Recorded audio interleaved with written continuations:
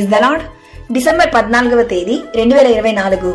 ఈరోజు దేవుని వాక్యము, యూదా వారలారా, ఇశ్రాయేలు వారలారా, మీరు అన్య జనులలో నెలాగు శాపాస్పదమై ఉంటిరో అలాగే మీరు ఆశీర్వాదాస్పదమగునట్లు నేను మిమ్మును రక్షింతును.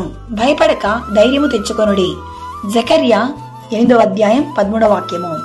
అవును క్రీస్తునందు ప్రియులారా, సైన్యములకు అధిపతి అయిన క్రీస్తు సెలవిస్తున్న వాక్యమే మనం ఈ దినాన ధ్యానిస్తున్నాము.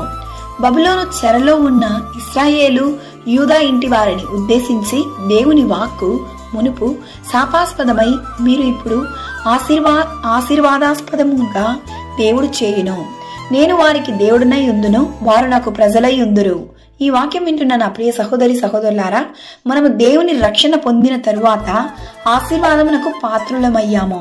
మునుపు ఒకవేళ అన్యులుగా ఉన్నను, ఇప్పుడు అనేకులకు మనలను దేవుడు ఆశీర్వాదమునకు కారకులుగా ఉంచెను. దేవుని రక్షణ మనకు ఉన్నందున ధైర్యంతో మనం ముందుకు వెళ్దాం. దేవుని వాక్యము మనకు ధైర్యాన్ని ఇస్తుంది. కావున ఈరోజు ఈ వాక్యం వింటున్న ప్రియ సహోదరి సహోదరులారా, మీరు ఏ సందర్భంలోనూ ఎటువంటి సమస్యను ఎదుర్కొంటున్నప్పటికీ దేనిని బట్టి భయపడకండి, చింతించకండి.